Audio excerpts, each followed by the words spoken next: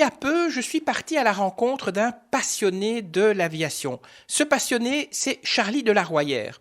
Et j'ai voulu le rencontrer pour qu'il me parle de son dernier livre qui présente 144 avions du musée de l'aviation, ce musée bruxellois installé au cinquantenaire. Son livre est publié aux éditions Pat H. Alors Charlie de la Royère, dites-nous un petit peu d'où vous vient cette passion pour l'aviation. Mais c'est toujours un mystère pour les passionnés. Mais je pense que ça vient de ma plus tendre enfance. J'ai eu toutes les maladies d'enfance en même temps. Du coup, le médecin a conseillé à mes parents de me mettre au bon air des Ardennes. Et là, j'ai entendu des bruits que je ne connaissais pas. C'était des avions de chasse qui s'entraînaient à faire de la photographie aérienne notamment, et à passer le mur du son. Et j'étais fasciné. Donc depuis ma plus tendre enfance, j'ai observé ces avions-là. À mon avis, c'est de là que c'est venu. Vous dites un peu un mot sur ce musée de l'aviation ? Oui, donc le musée de l'aviation a été créé en 1969 par Mai Terlinen et Boten, deux anciens de la force aérienne qui avaient la même passion. Et ils avaient beaucoup d'influence aussi, donc ils ont tout aménagé le hall de l'air actuel. C'était en fait un hall à l'abandon. Donc il y avait des façades du musée Horta, il y avait des bunkers, il y avait 2-3 avions de la force aérienne. Et avec beaucoup de courage, ils ont déblayé le tout. Et puis ils ont créé l'ASBL, des Amis du musée de l'air. Et ça a servi à rassembler beaucoup de bénévoles pour commencer à rassembler des avions, mais aussi à les entretenir, à les restaurer. Alors à une époque où l'homme marche sur la Lune, il marchera un jour sur Mars et peut-être plus loin, est-ce que l'avion fascine toujours autant ? Ah oui, oui, oui. Il y a toujours beaucoup d'engouement. Il suffit de voir les meetings d'avions où il y a des passionnés, et des spotters, comme on dit, des passionnés de la photo.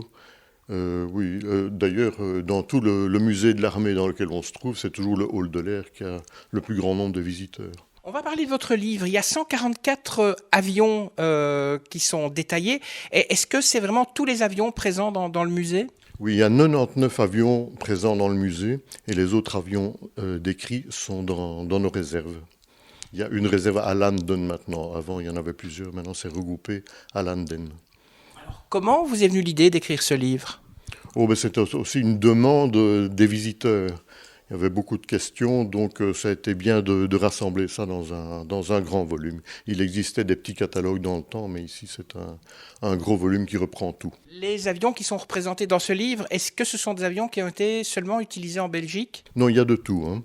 Bon, pour un peu suivre l'histoire de l'aviation, donc effectivement, il y a des avions qui ont servi en Belgique, il y a des avions de 14-18 de la Deuxième Guerre mondiale, mais vous avez vu la grande caravelle qui traîne au plafond, donc ça a servi à la Sabena, et il y a aussi des avions qui ont servi à la guerre froide. Parmi les avions qui sont décrits dans votre livre, est-ce que certains pourraient encore voler ? Normalement, il y a beaucoup d'avions ici qui sont entretenus pour être capable de voler, mais bien entendu, il n'y a pas de certification, et puis il y a un problème d'assurance, donc on ne pourrait pas le faire. Mais par exemple, pour prendre l'exemple du Mosquito que nous avons là, régulièrement, il y a un bénévole qui complète des petites pièces des moteurs que le public ne voit pas, mais c'est vraiment une passion et c'est pour être le plus top possible. Donc vous voulez dire qu'il y a des pièces de moteur de cet avion qui sont fabriquées ici au musée ? Pas fabriquées, hein, mais on les repère encore sur des bourses, par exemple en Angleterre, des choses comme ça. Donc on trouve toujours des petites pièces qui manquent et on complète les avions. C'est bientôt la période de Noël. Si vous devriez écrire une lettre au Père Noël et lui demander de vous apporter vos 3 avions préférés pour les installer chez vous, quels seraient ces 3 avions ? Parmi les avions du musée, oui. Je dirais que le Fouga Magister est assez joli, puisqu'il a une dérive en papillon. Je prendrais peut-être le Lockheed F-104G, parce qu'il était 3, il va rentrer dans mon appartement. Et qu'est-ce que je peux encore prendre ? Peut-être un Pou du ciel. Un Pou du ciel ? Oui, c'est un avion des années 30 qui a été conçu pour être fabriqué par les amateurs, en fait. Et il a été construit de très nombreux exemplaires, en France surtout, mais il y en a eu en Belgique. Et on a un très bel exemplaire d'un pilote qui a fait des centaines de meetings. Son avion est à l'étage, vous le verrez. Il est maculé d'autocollants de tous les meetings qu'il a fait. Comment se déroule l'acquisition d'un nouveau modèle? Par exemple, si vous repérez un modèle d'avion, est-ce que vous devez l'acheter? Est-ce qu'on vous l'offre? Est-ce que ça doit être un avion qui doit avoir eu, enfin, disons, des connivences ou un lien avec la Belgique? Avec la Belgique, pas nécessairement, mais un lien avec l'histoire de l'aviation, oui. Alors, bon, il y a énormément d'avions qu'on a reçus de la force aérienne, et il y a des avions qu'on a acquis auprès de musées à l'étranger, notamment les avions russes, qui sont plutôt dans nos réserves pour l'instant, mais là, on a eu des bonnes collaborations avec des musées tchécoslovaques et polonais, qui nous ont permis d'avoir une belle collection de MiG. Alors, ce musée ici à Bruxelles, il se classe comment par rapport aux autres musées? On sait qu'il y a un musée de la RAF du côté de Londres. Par rapport à ce musée-là, il se classe dans quelle position? C'est un des plus grands, un des plus petits? C'est pas un des plus grands, mais c'est un des plus réputés, notamment pour sa collection d'avions de 14-18 de la Première Guerre mondiale. Ça, il y a des exemplaires uniques ici. En moyenne, combien d'heures sont nécessaires quand vous faites l'acquisition d'un avion? Combien d'heures sont nécessaires à le restaurer? Alors là, c'est plusieurs dizaines d'années, quelquefois. Parce que c'est fait par des bénévoles qui viennent une fois par semaine en général. Et comme c'est un travail d'extrême précision, ça peut prendre beaucoup de temps. Alors vous nous dites deux mots justement sur ces bénévoles qui sont en quelque sorte des restaurateurs aéronautiques. Je ne sais pas si l'expression peut être bonne. Oui, c'est ça, tout à fait. C'est vraiment ça. Ce sont des spécialistes. Ils ont vraiment acquis une performance admirable dans le travail du bois, dans le travail de la toile, dans la révision des moteurs, des choses comme ça. C'est vraiment des experts et des passionnés, parce qu'il faut être passionné pour tenir aussi longtemps.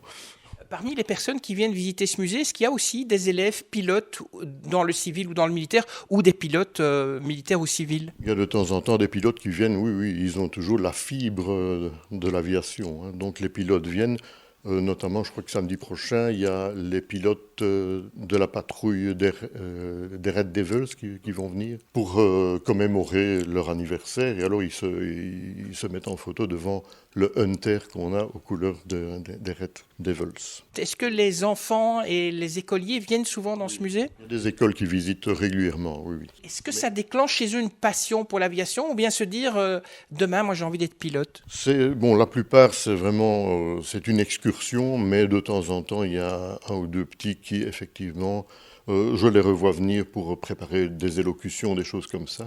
Et quelquefois, il y en a qui vont jusqu'à côtoyer les restaurateurs le samedi. On va revenir à votre livre, donc 144 avions qui sont représentés. Pour chaque avion, il y a une fiche technique. Est-ce qu'elle est vraiment lisible par tout le monde? Est-ce qu'il ne faut pas avoir des connaissances en mécanique? Non. J'ai simplement j'ai donné des informations sur l'avion, l'historique de l'avion, comment le musée l'a acquis. Et puis en fait, ce qui est technique, c'est les performances et les choses comme ça. Les caractéristiques et les performances, ça, il ne faut pas être ingénieur pour les comprendre, quoi. Vous avez eu facile à trouver un éditeur pour ce livre? Mais en fait, c'était un projet du musée. Et ça a traîné beaucoup, parce que je travaillais sur ce livre depuis 3 ans. Il y a toujours des blocages. Et alors, j'ai rencontré l'éditrice qui a un peu boosté le projet. Et c'est comme ça que tout à coup, pendant 1 an et demi, 2 ans, je n'ai pas arrêté d'écrire. Votre tâche principale, c'est de travailler au centre de documentation. Vous pouvez nous en dire 2 mots? Oui, en fait, j'ai d'abord été engagé ici comme rédacteur en chef de la revue qui est consacrée à l'aviation, bien sûr. Et ça, c'est principalement l'aviation belge. Et en même temps, j'ai travaillé dans la bibliothèque qui, à l'époque, n'était pas très bien tenue. Elle était tenue par des musiciens militaires, donc il y avait du travail à faire. Et en fait, au point de vue bibliothèque, j'ai tout refait et j'ai créé le centre de documentation aussi. Et ça, il est ouvert tous les jours donc, au public. Et on a plus de 300 000 photos. On a une base de données de tous les avions qui sont tombés sur le sol belge pendant la Deuxième Guerre mondiale. Donc on a beaucoup de pièces rares aussi, de documents des premiers aviateurs et des choses comme ça, des logbooks où on retrouve les missions des pilotes pendant la guerre, des choses comme ça. C'est vraiment une mine d'or. Donc vous avez parfois des familles de pilotes dont l'avion est tombé pendant la Seconde Guerre mondiale, qui viennent pour essayer peut-être de retrouver des infos? C'est quelquefois tout à fait émouvant, hein. Il y a des gens qui viennent des États-Unis et quand vous leur montrez la photo de leurs parents, je vous assure que c'est impressionnant. Est-ce qu'on a des fameux pilotes belges ici en Belgique? Je pense à Ollis Lager dans les années 1910-1911. Il a battu 2 fois le record d'altitude, par exemple. au meeting de Reims en France. Vous en voulez d'autres? Oui, vous en avez d'autres? Il y a Thieffry aussi, non? Ah oui, Thieffry, effectivement. Thieffry est un aviateur, un as de la Première Guerre mondiale. Et puis, une fois la guerre terminée, il a participé au premier vol Belgique-Congo sur un Henley Page. Donc c'était en 1925. L'avion a joué un rôle, je pense, en Belgique, parce que c'est vrai que quand les Belges allaient au Congo ou qu'ils découvraient peut-être certains continents, ils utilisaient l'avion comme moyen de transport, beaucoup plus que le bateau. L'avion a eu beaucoup d'importance dans la colonie, notamment, rien que pour le courrier. Au tout début, c'était plutôt l'hydravion qui était utilisé au Congo, parce que pour une question de sécurité, il pouvait suivre les grands fleuves. Si cette interview vous a donné envie d'acheter ce livre, eh bien sachez qu'il est disponible pour le prix de 30 € à la librairie du Musée royal de l'armée et de l'histoire militaire, donc c'est installé au Parc du Cinquantenaire à Bruxelles, ou alors vous pouvez bien sûr vous rendre sur le site de l'éditeur www.editionpath.be, édition avec S et puis PATH. À bientôt pour de nouvelles aventures.